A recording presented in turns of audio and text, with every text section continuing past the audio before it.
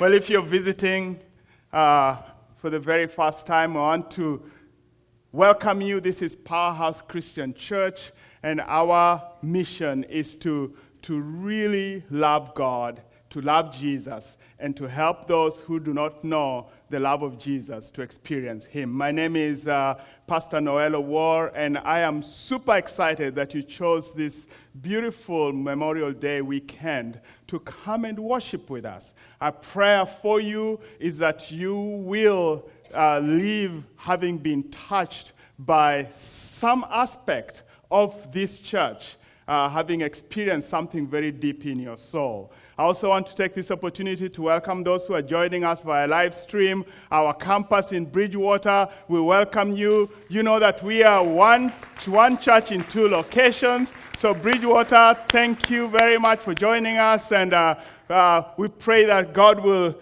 speak to you this morning. We continue this morning in our series, Off Tracks. And it's a series about family. Last week we learned that there is no such thing as a perfect family. That every family experiences a certain amount of dysfunction. That every family has things and issues that they are dealing with. And we looked at the story of a family in the Bible, the story of Isaac and Rebekah. Isaac and Rebekah. Isaac, if you remember, Isaac is the son of Abraham. You know Abraham, that great man of faith? Yeah, Isaac is his son. He married Rebekah, and God gave them two sons. They had twins. Remember their names? Esau and who? Jacob. Esau is the firstborn son. Jacob is the secondborn. Jacob, you remember at birth how Jacob was holding on to his brother's heels? And they gave him the name Jacob. The name Jacob means deceiver. Can you imagine naming your child deceiver? Like deception, that's the name. That's what the name Jacob means. And we saw why they named him deceiver. Now, from that text that we read last week, we saw 4 dysfunctions that tragically affected this family. There was a dysfunction of, you remember number 1? Remember that? Favoritism. Isaac loved Esau, and Rebekah loved Jacob. So in this family, there were these two camps. They were like two opposing camps. And they are always against each other.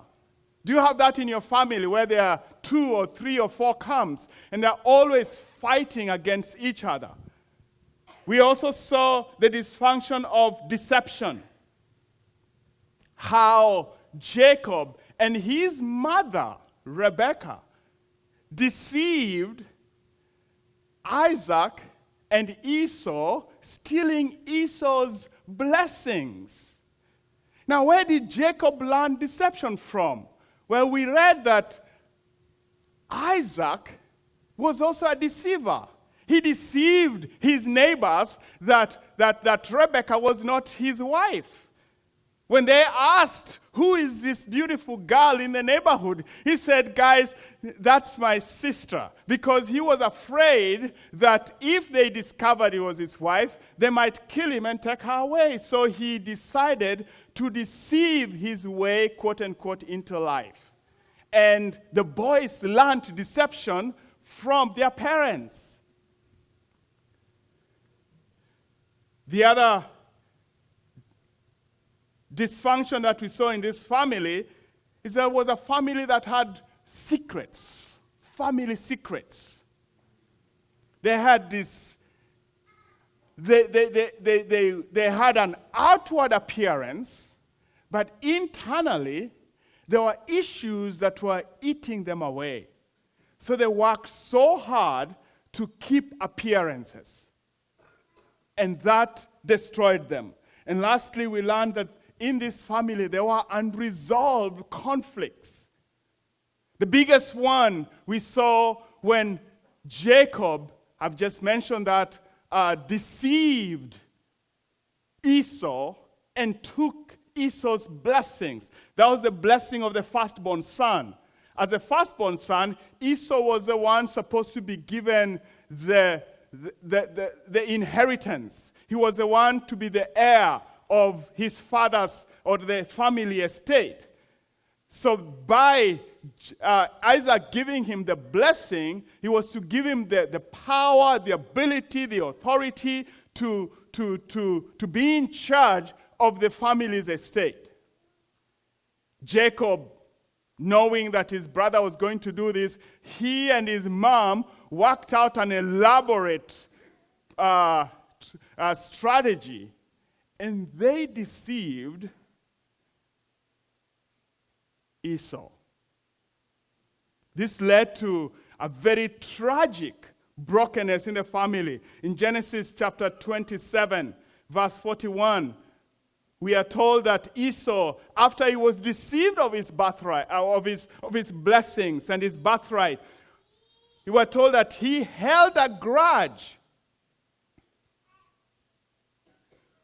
He held a grudge against his brother Jacob because the blessing his father had given him. He said to himself that the days of mourning of my father are near. Then I will do what? Kill my brother. Can you imagine this kind of thinking and conversation taking place in a family? Maybe some of us have experienced stuff like this to such extreme. Probably for some of us, people have actually died because someone carried out their revenge. Esau said, I will kill him. Verse 42, Rebekah was told what her older son Esau had said. She sent for her younger son Jacob and said to him, your brother Esau is planning to avenge himself by killing you. So she's trying now to resolve the conflict. The two boys are fighting. They want to kill each other. The family is falling apart. You would think that Rebekah would go and call Isaac and say, hey, there is something going on in the family. As parents, let's sit down together and try and work this out. But because there was favoritism, because there was a camp in the family, because there are these two camps, Rebekah decided to go to her son, her favorite son, and said, we need to come up with a way of working this out. And what was her plan? She said, I want you, verse 43, do what I say. Flee at once to my brother Laban in Haran.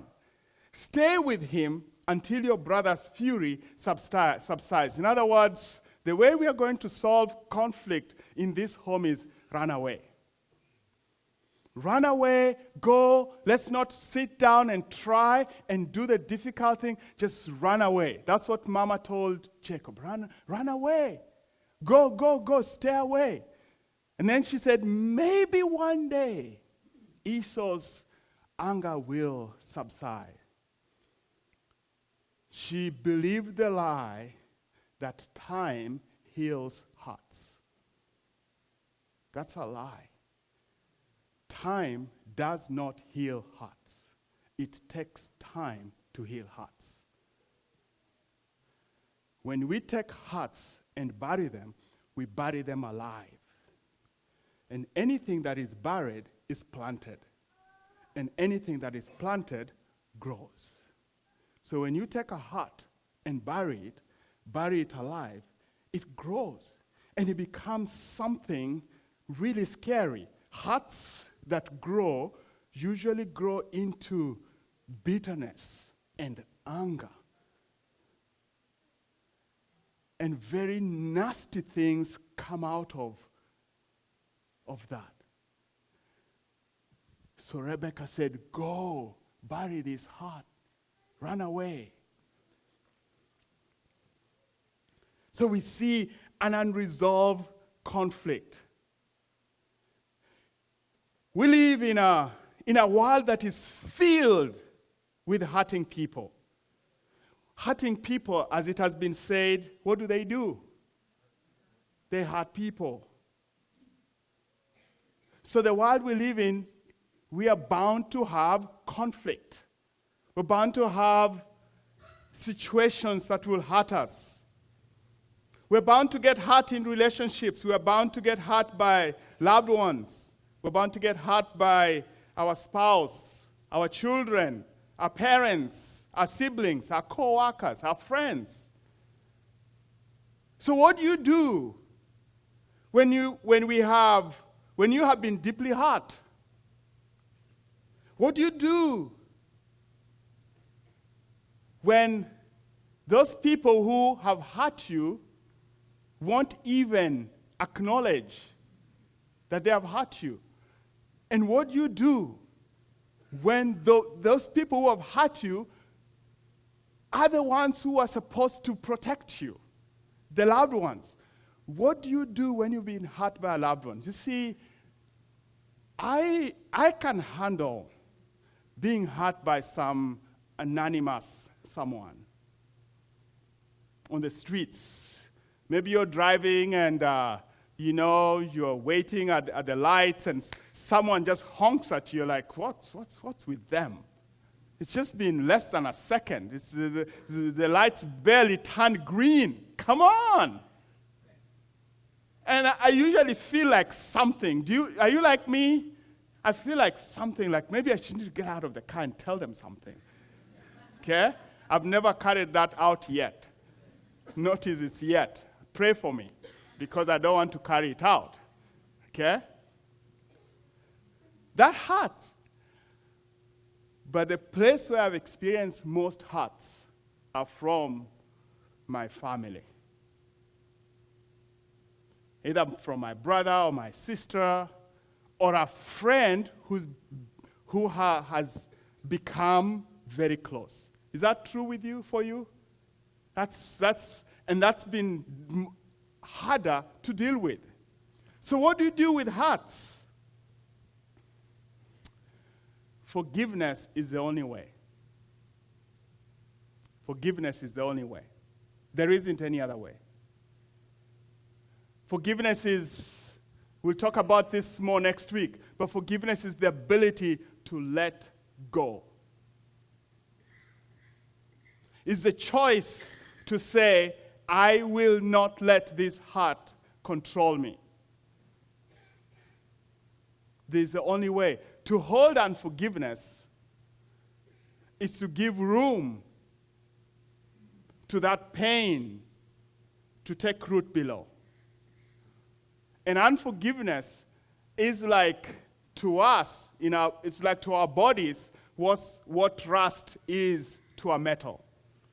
It corrodes everything within us. That's what unforgiveness does. Unforgiveness corrodes our passion for life. Unforgiveness corrodes our sense of purpose. Unforgiveness corrodes our sense of significance. Unforgiveness corrodes our sense of identity. But it's easier to hold on to unforgiveness because it's the easier way. Because the root of forgiveness is very difficult. The lie is, we think that when we forgive, when we don't forgive, when we hold on to unforgiveness, we're drinking poison. And we believe that the other person is going to die. That if I just continue to hold on to this pain and hurt and dig in, I can't wait for them to die. And you watch for days, and who is dying? Because who is drinking the poison? Me.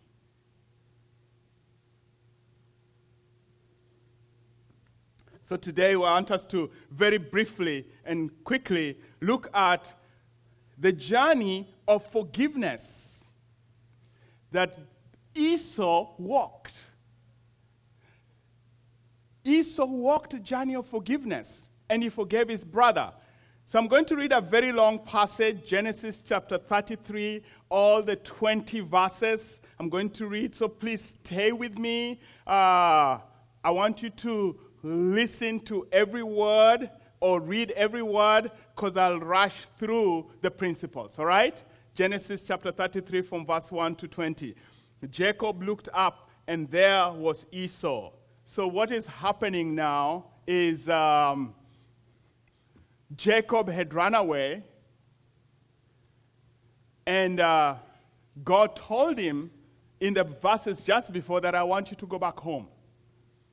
God told him, go home. Go back to where you came from. For Jacob to go home was to go and face Esau. He was to go back. God told him, I want you to go back to what you ran away from. I have a purpose for you. I want to use your life for impact, but in order for that to happen, I want you to go back, because that's where your blessing is. Now, in order for Jacob to go forward, he had to deal with the past. So now Jacob is on his way. And we are told that he looked up and he saw Esau coming with his 400 men. So he divided the children among Leah, Rachel, and 2 female servants. He put the female servants and their children in front, Leah and her children next, Rachel and Joseph near.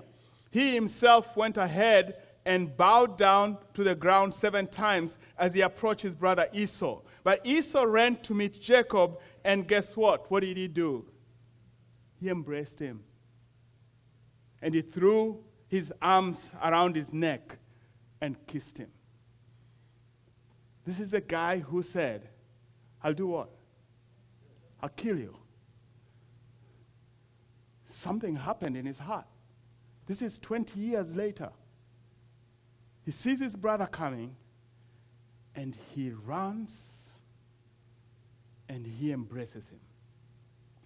Notice it is not Jacob who ran to him.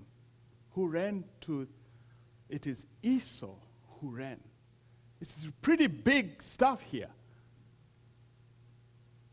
So something shifted in Esau's heart. Something happened. He forgave his brother. He embraced him. And look, it says they wept. Then Esau looked up and saw the women and children and asked, who are these with you? You see, for 20 years, they never really met. They never connected. For 20 years, they never talked. For 20 years, they did not know what was going on in each other's lives. For 20 years, during these 20 years of being apart, both of them got married. They got kids, weddings, and child dedications, and family gatherings, and they missed out on all of this. Do you see what unforgiveness can do to a family? You can miss out on all the important stuff. For 20 years, he had never, ever met his nieces and nephews. Never. It's a painful thing, right? And so he's asking for the first time, who are these people with you? And Jacob says,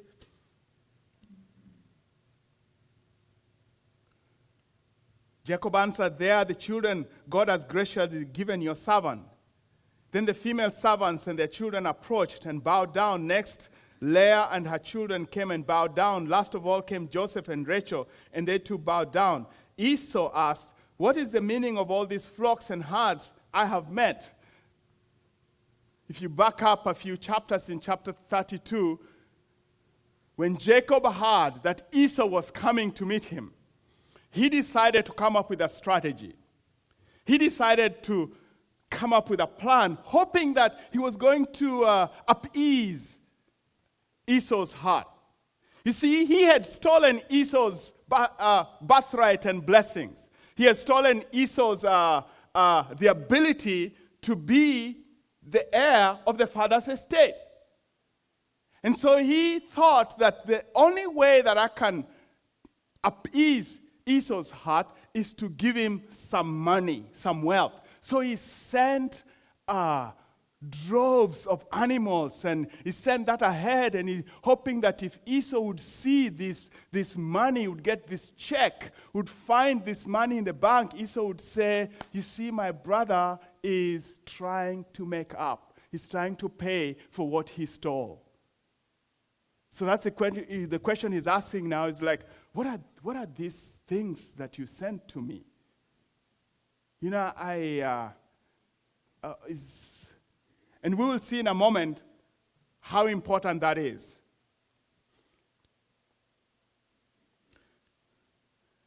Verse 8, Esau asked, what is the meaning of all these flocks and herds I've met? To find favor in your eyes, he said.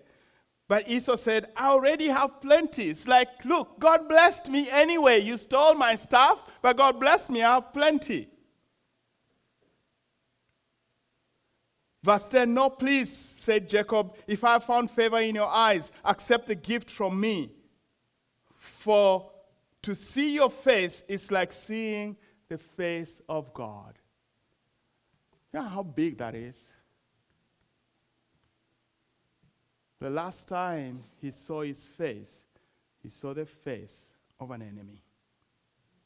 Saw the face of a deceiver. He saw the face of someone who hurt him.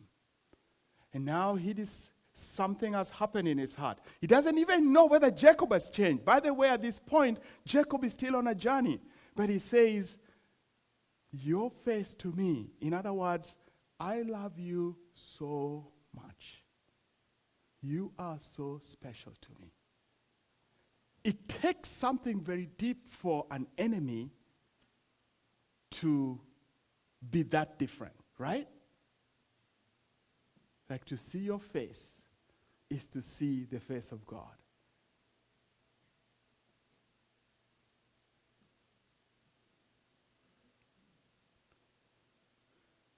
Verse 12, then Esau said, let us be on our way, I'll accompany you. But Jacob said to him, my Lord knows the children are tender and that I must care for the ewes and cows that are nursing their young. If they are driven hard one day, all the animals will die. So let me go ahead of his servant, and while I move along slowly at the pace of the flocks and herds before me and the pace of the children until I come to my Lord.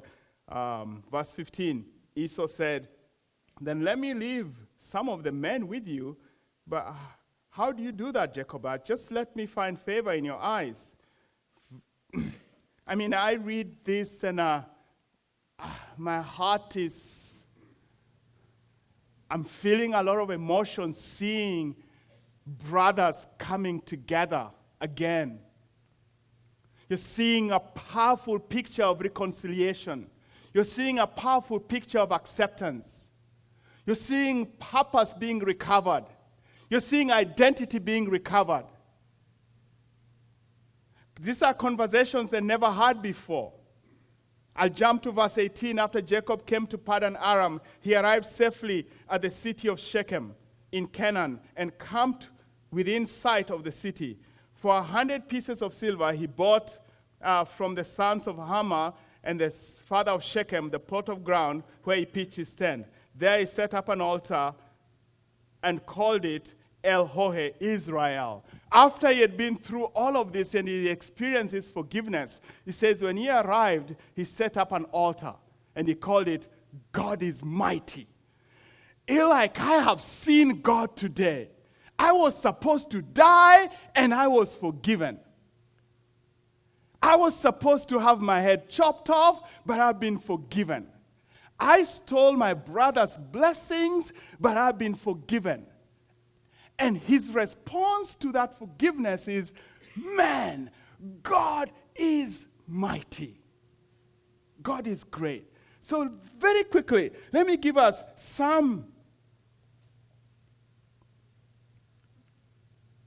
what I learned from Esau about forgiveness. The first thing that I see is the journey of forgiveness cannot be walked alone. You can't do it alone. You can't walk the journey of forgiveness alone. You need God's help. Back in Genesis chapter 31, verse 3, God told Jacob that I will be with you. In other words, as you go to this, as you take your journey back home to meet your brother Esau, my presence will be with you. My presence will be with you to work out all of the stuff that you're afraid of. You know that stuff between you and your brother? My presence will be with you. It takes the presence of God to help us walk the journey of forgiveness. In Matthew chapter 18, that text that Jesus talks about how to deal with hurts from our brothers and sisters. In verse 20, Matthew chapter 18, verse 20, he says this. He says, "For where 2 or 3 are gathered in my name, there I am in the presence." That verse is in the context of resolving a difficult situation. And Jesus says, when you meet together to resolve a difficult situation, when you sit together as a family to have a difficult conversation, when you sit with your spouse to have a difficult conversation, where there has been unresolved conflict, I will bring my special presence there. My special presence will be with you. I know that I'm with you all the time. I'm with you always. And I promise that. But I want you to know that I am especially with you when you sit together to have the difficult conversation. Because I am so invested in your life, in you. You see, the heart of the gospel is reconciliation. So Jesus is saying, whenever any reconciliation is taking place, something tugs at my heart, I will be there with you. So, yes, it's going to be difficult to have the conversation. Yes, it's going to be difficult to make the phone call. Yes, it's going to be difficult to take the first step. But beloved, believe this. God will be with you. He has promised that I will be with you. Secondly, forgiveness is a choice. It's a choice to let go. Forgiveness is a choice to let go. In this text, we see that Esau had more firepower than Jacob. Esau had 400 fighting men. Jacob had his kids and his wives. 400 fighting men. I want you to notice something in this text. Plus, Jacob was very vulnerable. Look with me at verse 3 of Genesis 33.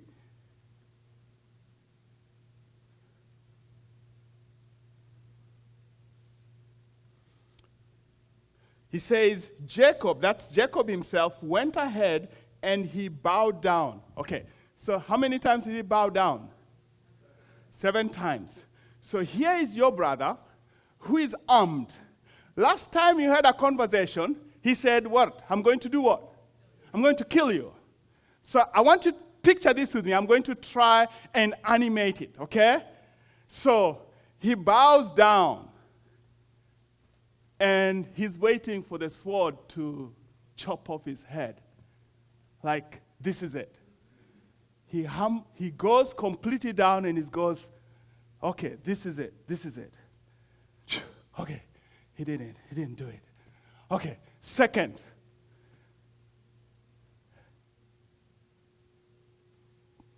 Wow, still alive. 7 times. He bowed down. Esau could have chosen at any of those times to use his firepower, to use his power to completely finish his brother. But instead, he used his power to love his brother. He chose. He had every ability to finish him. This man was right in his hands, and he chose. How are you using the power God has given you in your family? Especially when that person who has hurt you is at a very vulnerable place. He chose to love him. Forgiveness is a choice. Jesus, our Savior, with all his power, what did he do? He used his power to go to the cross, used his power to hold on to the cross. His power carried all our sins. His power took him to the grave, and he used his power to get out of the grave so that you and I may be free. When we were vulnerable. You know, here is where I get excited, Powerhouse. I get so excited. But you know what? I was told that, you know, sometimes when I get excited, you get a little scared. So I will like speak slowly so that you don't get scared. I was told that sometimes I raise my voice and you guys are like, oh, no, we are not used to that. Oh, please speak slowly. So I get excited. So I'm just going to say, I get so excited when I think about that Jesus. He used his power to die for us. I like, come on. I just like, really. He made the choice. Thirdly, forgiveness is unconditional. No strings attached. No strings attached. You see, Jacob sent these gifts. Esau said, no. It's free. Don't pay for it. It's free. Free. We don't have to pay for it. I forgive you for free. We didn't have to pay for our forgiveness. Jesus gave it for free, right? It's unconditional. No strings attached. Lastly, forgiveness impacts the next generation. Forgiveness impacts the next generation. You know, I think of Joseph. Joseph, the son of Jacob. Remember that? He was the favorite son of Jacob. He was born to Jacob's favorite wife called who? Rachel. Remember that story? At the end of the book of Genesis, chapter 50, Joseph forgives his brothers. Now his brothers tried to kill him. His brothers sold him to slavery. He was put in jail. This man, little Joseph, for 13 years, suffered gravely because of the sins of his brothers. At the end of the book of Genesis, Joseph looks at his brothers in the eye and he tells them, I have forgiven you. With that great statement, you guys meant it for evil, but God meant it for good. Like I see a bigger picture in this story. Where did Joseph learn that? You know, I've always wondered, where did Joseph learn that forgiveness from? It is curious to see how Jacob arranged the children. Look at Genesis 33:2 and 33:7. Genesis 33:2 says this. So here Jacob, he arranged his family. He put the female servants and their children in front, Leah and the children next, and Rachel and Joseph they met Esau last, Rachel and Joseph. What does verse 7 say? Verse 7 says that when they came to greet, when Jacob's family came to greet Esau, it was Leah and her children. They came and bowed down. And last of all, who came and bowed down? Joseph. The Bible does not mention the names of the other children. The Bible mentions Joseph. Why is that? Could it be that the Bible is trying to tell us Joseph watched what was going on between Uncle Esau and Dad? Joseph was close enough to see Uncle Esau and Dad embrace. And I dare say that Joseph knew the stories between Dad and Uncle Esau because they were close. Joseph was like in dad's kitchen cabinet. So he knew a lot. He must have been told, there's your uncle Esau. And back in the day, this and this happened. That's why I ran away to Padan Aram. That's why I used to live in Laban's house. And I really don't like this guy. He wants to kill me. And so for Joseph to see two brothers embrace, he was like, man, what just took place? You see, our children are watching. The next generation is watching how we handle these things. They will choose whether forgiveness works or no from what they see in our lives. I am praying to God that my children will not see me holding grudges. They have seen relationships go down. I'm praying to God, this is even big, that even as we have issues in church, I see issues in a lot of churches, that even here at church, that our children will not get so frustrated by like, I thought church is a place where forgiveness, work, reconciliation, talk about the gospel, and those guys hate each other, they can't even talk. I don't want that. Oh, God, help us. Oh, God, have mercy on us. Amen? God is so powerful that I'm praying that you and I will experience the power and the forgiveness of God. There's a story I want to share with you as I finish.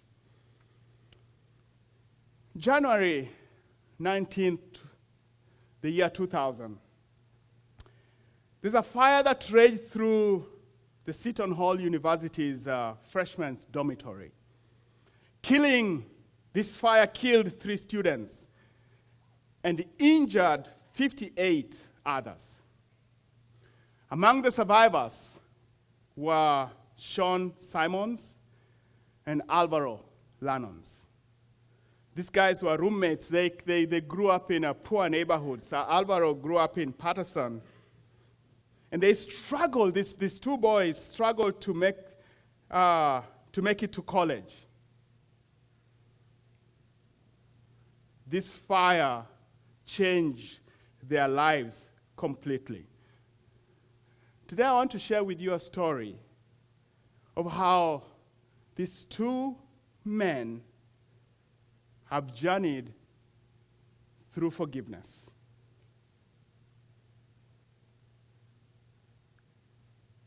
Will you welcome Alvaro? He's here with us this morning to share his story with us.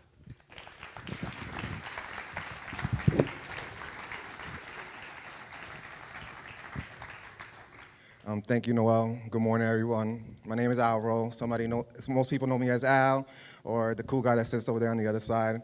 I want to share with you guys with my journey. Of course, Noel read to you a little bit what the history that happened at Seton Hall University.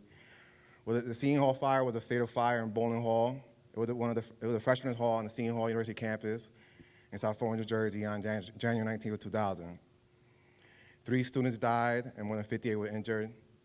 It was considered one of the deadliest college dormitory fires in U.S. history. 2 students who started the fire as a drunken fraternity prank were indicted in mid-2003. Were prosecuted in late 2006 and were sentenced to 5 years imprisonment in early 2007.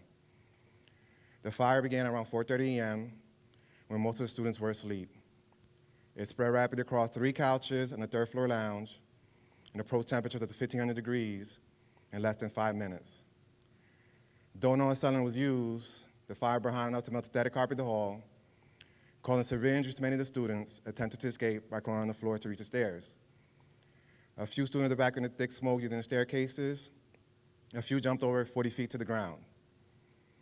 Another cause of injuries and deaths was the fact that residence halls went to sell false fire alarms, causing students to ignore the alarms, including the one warner of this fire.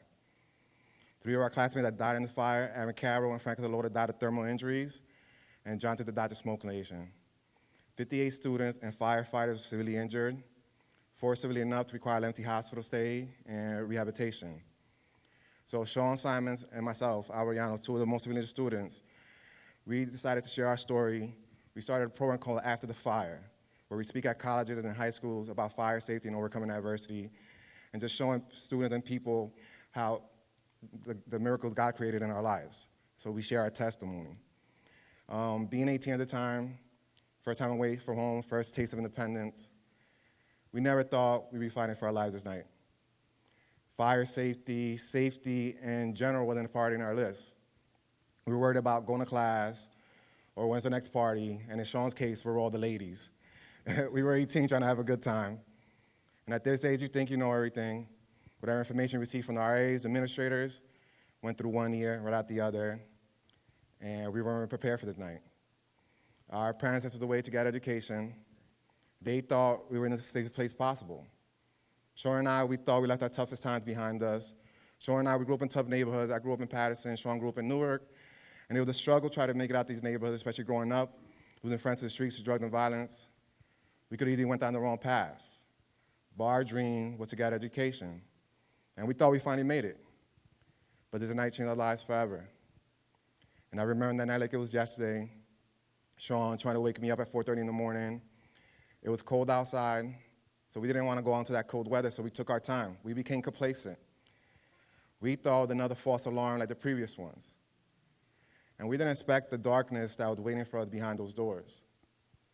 And as soon as we opened that door and saw that cloud of smoke, our adrenaline was pumping. And our first instincts, which you learn as kids, you get on your hands and knees and try to find a way out. So that's what we did. We got on our hands and knees and tried to find a way out, but we fell prisoners to routine. We ended up making a right, going towards the way we always go out the building, towards the elevators, or the staircase by the elevators, and we ended up going directly towards the fire. And we would have had an exit strategy this night. We would have went the opposite way, 2 doors down. We would have went out to safety, but we never practiced this. It didn't come across our minds that night. And once we made that right, the further we went, the hotter the hole became. To the point that it got so intense, I had to stop and gather myself. Sean disappeared from in front of me, so I decided to turn back. At that turn back, I ended up running into a brick wall. At this point, my mind's racing. I'm thinking about my loved ones, and I'm thinking to myself, I'm not prepared to die in this hallway. I'm scared to die. I have to find a way out. So I keep pushing forward through the intense heat, and I remember the layout the hallway. I told myself if I could get to the certain door, I'll be out to safety. So I'm feeling my way down the hallway till I find the door. When I push the door open, from the corner of my eye, I see a fireball, hits my back, lights me on fire, and I fall into the stairwell. As the door closes behind me, I'm rolling on the floor to remove the fire. And thank God there was 2 RAs coming down the stairs as I'm rolling to help me remove the fire. I remember getting up, walking down 3 flights of stairs down to the main lounge. At this point, I'm waiting for help. Didn't know anything about burns. At 18, you feel indestructible. And I remember looking at my arm, and I saw my skin peeling, and I'm thinking to myself, they'll patch me up, and I'll be back in a week.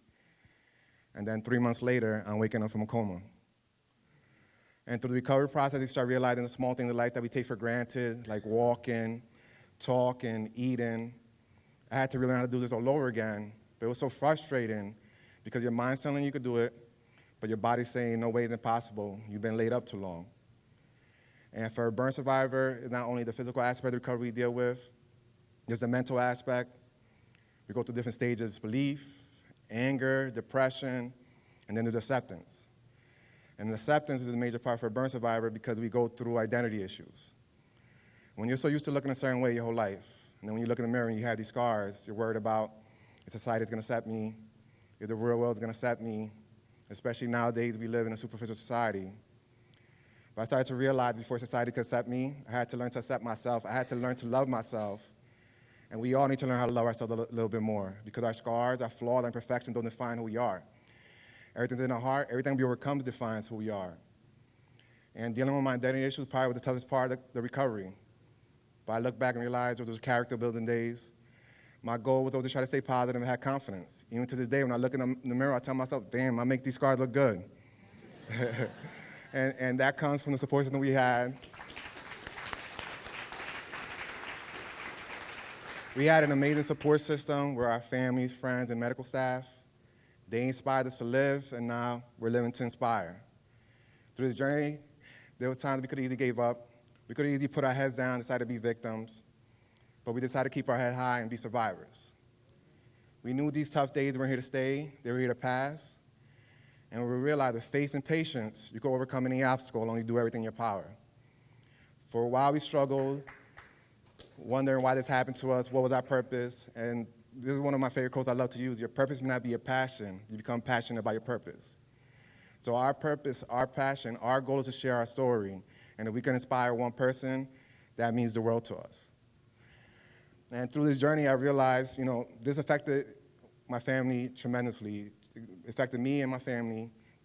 It was a difficult time for all of us. It was a roller coaster ride. But I always believed that with family and faith, you could overcome any obstacle. I give so much credit through this journey. It's my mom. She was the backbone of the family. She struggled so much, but her faith never wilted through this.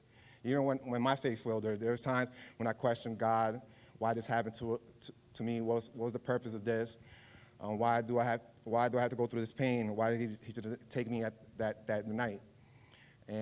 But she always, her faith was strong. She always instilled it in me that there's a purpose for all this. You're not going to find it yet, but you eventually will. And even when I wanted to give up, she was always there to push me. Even when I lashed out at her, I never saw her get angry, frustrated. She was always strong, and through this journey. And my mother went through so much. Even before the fire, she had to deal with my dad going through a stroke. And while I was going through the recovery process, my grandmother, actually, she was going through her sickness. She ended up getting pancreatic cancer. But my mother always stayed strong. And the support system went a long way with my family always being there, supportive for me through this journey. Even just the love they were willing to give me, even when my grandmother ended up passing away, I always believe prayer does work. She passed away probably a year before the anniversary of the fire. And when she passed away, my mother showed me her prayer card. In her prayers, she asked God to take her life so I could get back to a normal life. And I believed, the love that she had for me and what she prayed to God to take her life so I could recover. I realized that I couldn't give up. I had to keep fighting forward. And that made my faith even stronger through this journey.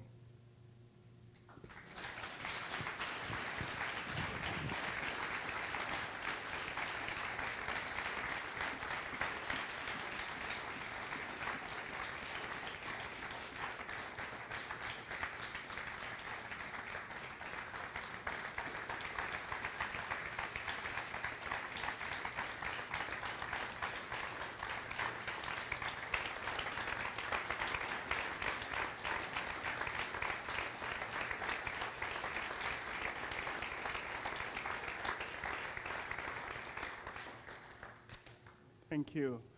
Have you been hurt before? Do you have scars, physical or emotional scars? What's been your journey? You see, those two boys who started the fire, Alvaro had to go through the process of forgiving them for him to turn his scars into a platform of serving God. What's your story? It is possible for you today to recover your identity, your purpose, your significance, and your passion.